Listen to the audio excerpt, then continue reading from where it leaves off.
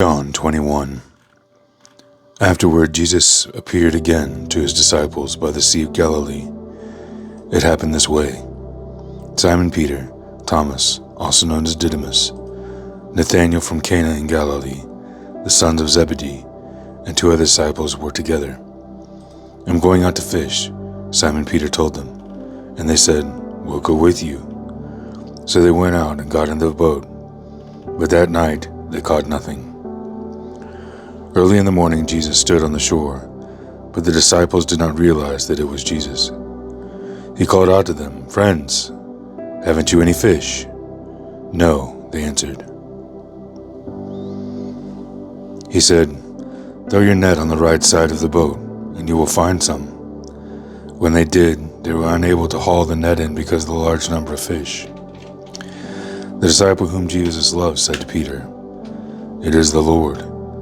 As soon as Simon Peter heard him say, "It is the Lord," he wrapped his outer garment around him, for he had taken it off, and jumped into the water.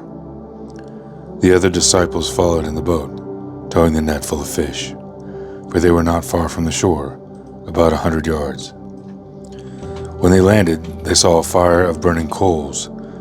There was fish on it, and some bread. Jesus said to them, "Bring some of the fish you had just caught." So Simon Peter climbed back into the boat and dragged the net ashore. It was full of large fish, 153.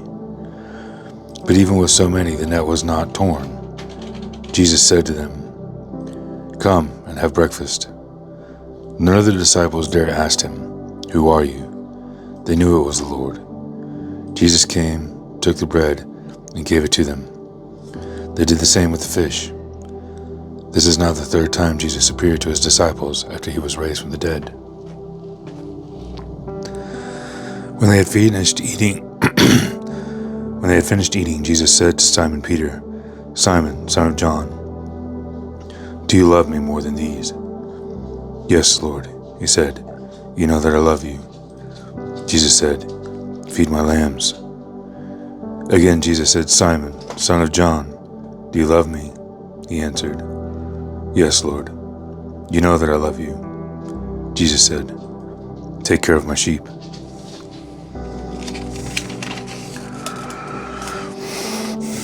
The third time he said to him, "Simon, son of John, do you love me?" Peter was hurt because Jesus asked him the third time, "Do you love me?" He said, "Lord, you know all things. You know that I love you." Jesus said, "Feed my sheep. Very truly I tell you, when you were younger, you dressed yourself and went where you wanted. But when you are old, you will stretch out your hands, and someone else will dress you and lead you where you do not want to go." Jesus said this to indicate the kind of death by which Peter would glorify God. Then he said to him, "Follow me." Peter turned and saw that the disciple whom Jesus loved was following them. This is the one who had leaned back against Jesus at the supper and said, "Lord, who is going to betray you?" When Peter saw him, he asked, "Lord, what about him?" Jesus answered, "If I want him to remain alive until I return, what is that to you? You must follow me." Because of this, rumors spread among the believers that this disciple would not die. But Jesus did not say that he would not die. He only said, "If I want him to remain alive until I return, what is that to you?" This is the disciple who testifies to these things, who wrote them down. We know that the testimony is true.